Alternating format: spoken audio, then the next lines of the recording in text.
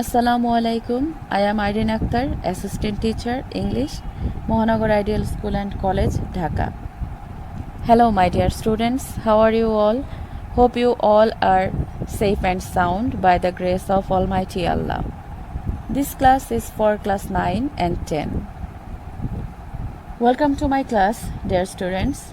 Today's class is going to be on Lesson 1, Unit 5 from English for Today. The title of the unit is Nature and Environment, and today's lesson's title is The Grid of the Mighty River.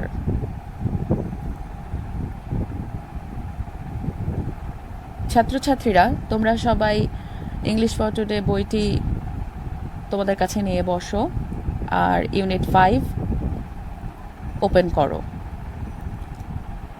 হ্যাঁ, প্রথমেই তোমরা যেটা দেখতে পাচ্ছ আমাদের unit 5টির title হচ্ছে nature and environment, মানে এই ইউনিটটি হচ্ছে প্রকৃতি এবং পরিবেশ সম্পর্কিত একটি ইউনিট। আচ্ছা, তো প্রথম পৃষ্ঠায় আমরা যেটা দেখতে পাচ্ছি লার্নিং আউটকামস, যে এই ইউনিটটি পড়ার পরে আমরা যে যে জিনিসগুলো জানতে এবং করতে সক্ষম হব সেগুলি আমাদেরকে দিয়েছে। After we have studied this unit, we will be able to comprehend and summarize text. মূল পাঠটি আমরা বুঝতে পারবো এবং সারমর্ম লিখতে পারবো। Ask and answer questions, প্রশ্ন জিজ্ঞাসা এবং প্রশ্নের উত্তর করতে সক্ষম হব। Take part in debates on given topics, প্রদত্ত বিষয়ের উপর বিতর্কে অংশগ্রহণ করতে পারবো। Take part in role playing and conversations, কথোপকথনে অংশগ্রহণ করতে পারবো এবং ভূমিকা পালন করতে পারবো। Draft and deliver lectures on given topics, নির্ধারিত বিষয়ের উপর বক্তব্য প্রস্তুত করতে এবং বক্তব্য দিতে পারবো। Right letters to news papers highlighting certain problems, নির্দিষ্ট সমস্যা সম্পর্কে পত্রিকায় চিঠি লিখতে পারবো। রাইট স্লোগানস ফর পোস্টার্স, পোস্টারের জন্য স্লোগান লিখতে পারবো। তো ছাত্রছাত্রীরা এখন আমরা যাচ্ছি লেসন 1-এ, যার টাইটেল হলো the grid of the mighty reverse, শক্তিশালী নদীর লালসা বা লোভ। আচ্ছা, তোমরা দেখো এ নাম্বারে কি বলেছে, read the following text and answer the questions. এখানে একটি পাঠ দেয়া হয়েছে, এই পাঠটি তোমরা পড়বে এবং কিছু প্রশ্ন আছে এরপরে সেই প্রশ্নগুলোর উত্তর করার চেষ্টা করবে। আচ্ছা, তাহলে আমরা চেষ্টা করি। Meherjan lives in a slum on the Sirajganj town protection embankment. Meherjan একজন মানুষের নাম অবশ্যই। মেহেরজান সিরাজগঞ্জ শহরের রক্ষাবাঁধের উপর একটি বস্তিতে বাস করেন। Her polythene roofed shelter looks like a cage, পলিথিনের তৈরি ছাদ দেয়া তার আশ্রয়স্থলটি দেখতে একটি খাঁচার মতো। কেজ মানে হচ্ছে খাঁচা।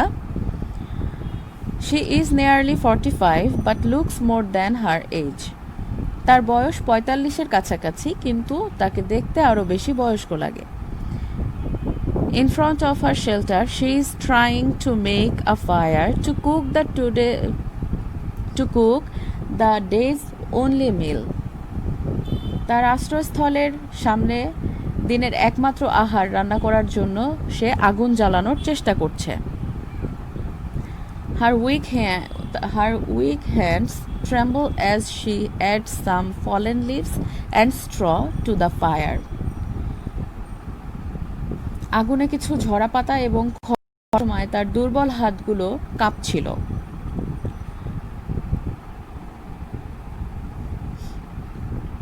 The whispering wind from the river Jamuna makes the fire unsteady. Jamuna নদীর শস্য বাতাসে আগুন কেঁপে উঠছিল। Jamuna makes the dancing flames reminds Meherjan of the turmoil in her life. আগুনের শিখার এই কম্পনটি বা আগুনের শিখার আস্ফালন মেহেরজানকে তার জীবনের কষ্টকে মনে করিয়ে দেয়। Not long ago, Meherjan had everything, a family, cultivable land and cattle.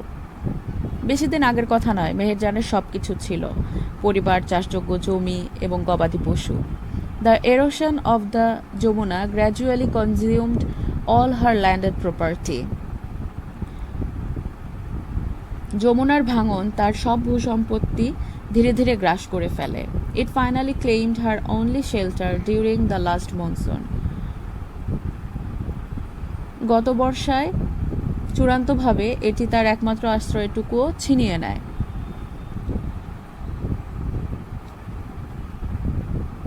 It took the river only a day to devour Meher's house, trees, vegetable garden and the bamboo bush.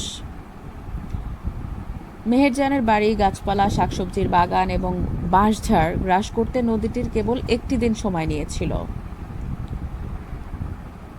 Over the years, she lost her husband and her family to diseases that cruel hunger and poverty brought to the family. বিগত বছরগুলোতে নিষ্ঠুর ক্ষুধা ও দারিদ্র্য তার পরিবারের যেসব অসুখ এনেছিল তাতে তিনি তার স্বামী এবং পরিবারকে হারান। Now she is the only one left to live on with the loss and the pain. এখন শুধু তিনি ক্ষতি এবং বেদনা নিয়ে বেঁচে আছেন। The greedy Jamuna has shattered her dreams and happiness. লোভী যমুনা তার স্বপ্ন এবং সুখ চূর্ণ বিচূর্ণ করে দিয়েছে। শিক্ষার্থীরা তোমরা দেখো নাম্বার বিতে আমরা কি পাচ্ছি। নাম্বার বিতে কিছু এমসিকিউ কোয়েশ্চেন্স আছে, চলো আমরা চেষ্টা করি এগুলো সলভ করার। For each phrase below choose the meaning that is closest to the meaning used in the text above. In paragraph 3, mighty rivers mean, প্রথমে আমাদের কি বলেছে যে প্যারাগ্রাফ 3তে আমরা যে টেক্সটটা এখন পড়লাম সেই টেক্সটের 3 নম্বর প্যারাগ্রাফে মাইটি রিভার্স একটা ফ্রেজ আছে। এই ফ্রেজটার অর্থ হচ্ছে শক্তিশালী নদী। তো এটার উত্তর কোনটা হতে পারে? Rivers that have huge volumes of water and very strong currents. যেসব নদীতে ব্যাপক পরিমাণ পানি আছে এবং প্রচণ্ড স্রোত রয়েছে তাকে বোঝায়, নাকি rivers having many rowing boats in them, দাঁড় টানা নৌকা আছে এমন নদীগুলোকে বোঝায়, নাকি rivers that make people cry out, নাকি যেসব নদীগুলো মানুষকে কাঁদায় তাকে বোঝায়। আর লাস্টের অপশন কি?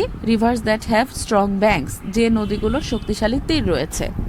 তো চারটা দেখার পরে আমাদের যেটা মনে হচ্ছে যে প্রথমটাই correct answer, the rivers that have huge volumes of water and very strong current. Then number 2, landed property, স্থাবর সম্পত্তি বলতে আমরা কি বুঝি? আর রেন্টেড পিস অফ ল্যান্ড, এক টুকরো ভাড়াটে জমি, নাকি a piece of land on the bank of a river, নদীর পাড়ের এক টুকরো জমি, নাকি property in the form of a source of income to its owner, স্বত্বাধিকারী আয়ের উৎসরূপে ব্যবহৃত সম্পত্তি, নাকি লাস্ট অপশনটা আমাদের property used only as an agricultural farm, একমাত্র কৃষি খামার হিসেবে ব্যবহৃত সম্পত্তি। কোনটা মনে হচ্ছে? আমাদের মনে হচ্ছে number C, property in the form of a source of income to its owner. Then number 3, whispering wind, শঁ বাতাস, এটা বলতে আমরা কি বুঝি? Wind that blows from across the river, নদী এপার থেকে ওপারে বয়ে যাওয়া যে বাতাস, নাকি wind that blows with a hissing sound, হিসিস শব্দের সাথে প্রবাহিত হয় যে বাতাস, নাকি wind that helps someone make a fire, কাউকে আগুন জ্বালাতে সাহায্য করে সে বাতাস। আর লাস্ট অপশনটা আমাদের কি? Wind that blows in summer, গ্রীষ্মে প্রবাহিত হয় যে বাতাস। তো আমরা এগুলো দেখে মনে হচ্ছে যে বি নাম্বারটা সঠিক, wind that blows with a hissing sound, হিস হিস শব্দে প্রবাহিত হয় যে বাতাস। আচ্ছা, নাম্বার 4, ডান্সিং ফ্লেমস, দোলায়িত অগ্নিশিখা, মানে যে আগুনের শিখাটা কাঁপছে বা নাচছে। ড্যান্সিং মানে তো আসলে নাচা। আচ্ছা, আমরা দেখি a traditional form of folk music, লোকনৃত্যের একটি প্রচলিত পদ্ধতি। এটা হতেই পারে না। Flames that make people dance around it, যে অগ্নিশিখা মানুষকে এর চারপাশে নাচায়, এটা তো হতেই পারে না। আচ্ছা, flames that are made unstable by the blast of air, যে অগ্নিশিখাকে প্রবল বাতাস অস্থিতিশীল করে তোলে। ইয়েস, এটাই আমাদের আনসার। আচ্ছা, আর ডি নাম্বারটা দেখি, flames made by people to remember their pasts, অতীতকে স্মরণ করার জন্য মানুষের তৈরি অগ্নিশিখা, এটা কোনো দিনই হবে না। তাহলে এটার আনসার হচ্ছে সি। আচ্ছা স্টুডেন্টস, এবার দেখো নাম্বার সিতে আছে আমাদের ask answer the following, ask and answer the following questions in pairs. আচ্ছা, তোমরা নিচের প্রশ্নগুলো জোড়ায় জোড়ায় জিজ্ঞাসা করো এবং উত্তর দাও। এখন তো তোমাদের আশেপাশে কেউ নেই, তো তোমরা নিজেরাই এই কোয়েশ্চেনগুলো নিজেদেরকে করো এবং নিজেরাই উত্তর দেওয়ার চেষ্টা করো। তো প্রথম প্রশ্ন আমাদের কি, আমরা দেখি। What does Meherjan use to make fire for cooking her meals? Then second questions. আচ্ছা, প্রথম প্রশ্নের বাংলাটা হচ্ছে মেহেরজান তার খাবার রান্না করার জন্য আগুন জ্বালাতে কি ব্যবহার করেন। ঠিক আছে, আচ্ছা আমরা আগে প্রশ্নগুলো দেখে নেই, তারপরে আমরা একে একে উত্তরগুলো দেখে নিব। Number 2, what property did Meherjan lose due to river erosion, নদী ভাঙনের ফলে মেহেরজান কি কি সম্পদ হারিয়েছিলেন।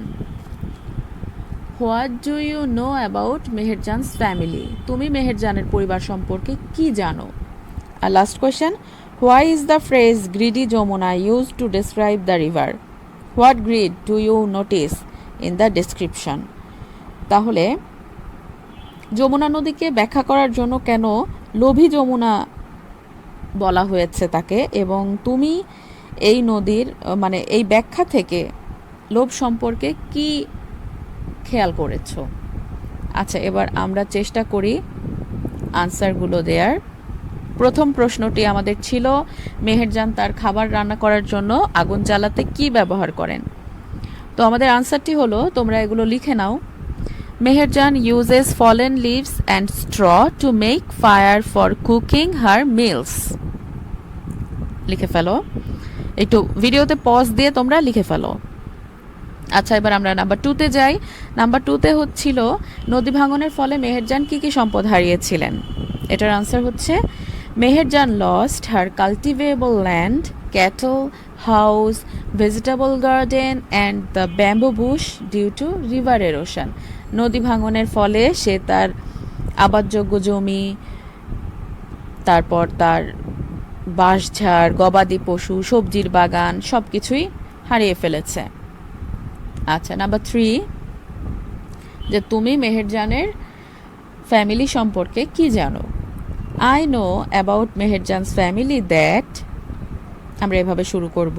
I know about Meherjan's family that she had a happy family, she lost her husband and her family due to diseases. তাহলে আমি মেহেরজানের ফ্যামিলি সম্পর্কে যেটা জানি সেটা হলো তার একটি সুখের পরিবার ছিল, বা তার একটি সুন্দর পরিবার ছিল, এবং সে তার স্বামী এবং তার পরিবার হারিয়ে ফেলেছে বিভিন্ন অসুখে। আচ্ছা, number 4,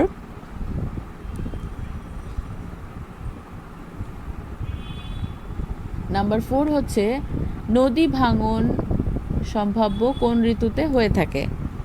river erosion most likely occurs. আচ্ছা, এই কোয়েশ্চেনটা মনে হয় আমরা স্কিপ করে গিয়েছি। আচ্ছা, যাই হোক, আমরা এখন কোয়েশ্চেনটি আবার দেখি। ইন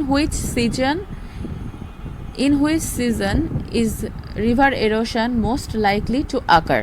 ওকে, এটার আনসার হবে river erosion most likely occurs during monsoon season. নদী ভাঙন কোন সময়টিতে, কোন ঋতুটিতে দেখা দেয়, এটা হচ্ছে বর্ষাকালে দেখা যায়। আচ্ছা, এবার নাম্বার 5 হচ্ছে যমুনা নদীকে কেন লোভী বলা হয়েছে এবং তুমি এর লোভ সম্পর্কে কি কি খেয়াল করেছ। Here river Jamuna has been compared to a greedy person who snatched away everything from the people around him. এখানে যমুনা নদীকে একজন লোভী মানুষের সাথে তুলনা করা হয়েছে, কারণ সে তার আশেপাশে থাকা মানুষের কাছ থেকে তাদের সব কিছু ছিনিয়ে নিয়েছে। The river gradually consumed the cultivable land, houses, vegetable garden, cattle, bamboo bush of Meherjan greedily. সে লোভের সাথে, লালসার সাথে মেহেরজানের ঘরবাড়ি, আবাদযোগ্য জমি, তার সবজির বাগান, তার গবাদি পশু, তার বাঁশঝাড় সব কিছু ছিনিয়ে নিয়েছে। So the river Jamuna is called greedy Jamuna here. এ কারণে যমুনাকে এখানে লোভী যমুনা বলা হয়েছে। তোমরা লিখে ফেলেছো আমি আশা করছি। আচ্ছা, এবার দেখো যে আমরা এই টেক্সটটি থেকে তোমরা যখনই কোনো টেক্সট পড়বে, যখনই কোনো লেসন পড়বে, সেই লেসনগুলোতে যে তোমাদের কাছে কঠিন যে শব্দগুলো লাগে, যে ওয়ার্ডগুলো কঠিন মনে হয়, সেগুলো অবশ্যই নোট ডাউন করবে এবং নোট ডাউন করে সেগুলোর উত্তর ডিকশনারি থেকে বের করবে। আমরা যেহেতু এই লেসনটি আজকে পড়লাম, তো আমি তোমাদেরকে হেল্প করার জন্য আজকের লেসন থেকে যে শব্দগুলো আমার কাছে মনে হয়েছে তোমাদের কাছে একটু কঠিন লাগতে পারে, সেগুলো আমি তোমাদেরকে বাংলা অর্থ সহ লিখে দিয়েছি, তোমরা লিখে নিতে পারো। আচ্ছা দেখো, word meaning from the text. Slum, slum মানে হচ্ছে বস্তি। এমব্যাঙ্কমেন্ট মানে বাঁধ। ট্রেম্বল মানে কম্পন বা কাঁপা। হুইসপারিং মানে শোঁ শোঁ শব্দ। টার্মোয়েল অশান্তি। কাল্টিভেবল এর অর্থ হচ্ছে আবাদযোগ্য। গ্র্যাজুয়ালি ধীরে ধীরে। কনজিউমড গ্রাস করা। ডেভার গ্রাস করা। শ্যাটার্ড চূর্ণ বিচূর্ণ হয়ে যাওয়া। লিখে ফেলেছ? ওকে, চলো এবার পরের পেজে যাই। ছাত্রছাত্রীরা তোমরা দেখো, নাম্বার ডিতে আমরা একটি শূন্যস্থান পূরণ দেখতে পাচ্ছি। এটা হচ্ছে fill in the blanks with clues, যেটা একটু তোমাদের জন্য সহজ হয়ে যায়। তো তোমরা এখানে তোমাদের করণীয় হচ্ছে, তোমরা এই শব্দগুলোর অর্থ যদি জানতে পারো ঠিক মতো, তাহলে তোমাদের এই শূন্যস্থান পূরণ করতেও অনেক সুবিধা হবে। তো এটা করলে কি হবে, ডি নাম্বারটা দেখি। Complete the summary of Meherjan's life with words or phrases from the box. এখানে বক্সে কিছু শব্দ দেওয়া আছে, ফ্রেজ দেওয়া আছে, যেগুলো ইউজ করে, যেগুলো ব্যবহার করে আমরা এখানে শূন্যস্থানগুলো পূরণ করতে পারি, এবং তাতে কি হবে, মেহেরজানের জীবনের সংক্ষিপ্ত একটা রূপ আমরা দেখতে পারবো। আচ্ছা ঠিক আছে, এটা তোমাদের জন্য HW থাকবে। আমি তোমাদেরকে এই শব্দগুলোর অর্থ বলে দিচ্ছি, তোমরা লিখে নাও। সেভাবে তোমরা HWগুলো করবে এবং স্কুল যখন খুলবে তখন ইনশাল্লাহ আমি এগুলো চেক করে দিব। আচ্ছা দেখো, প্রথমটা হচ্ছে ভিকটিমস। ভিকটিমস অর্থ হচ্ছে শিকার। হ্যাঁ, লেখা হয়েছে। এবার এফেক্টস। এফেক্টস মানে হচ্ছে প্রভাবিত। তারপরে আছে থ্রেটস। থ্রেটস মানে হুমকি, এটা আমরা জানি। এক্সাম্পল মানে উদাহরণ, এটাও আমরা জানি। তারপর হচ্ছে ক্লোজ টু। ক্লোজ টু মানে হচ্ছে কাছাকাছি। দেন ডিউ টু। ডিউ টু মানে হচ্ছে কারণে। স্লাম ডুয়েলার মানে বস্তি নিবাসী বা যারা বস্তিতে থাকে। শর্টেজ অফ ফুড খাদ্যের অভাবে। হোমলেস গৃহহীন। 1 লাখ, এটা বলে দিতে হবে না, 1 লক্ষ। তারপরও বলে দিলাম।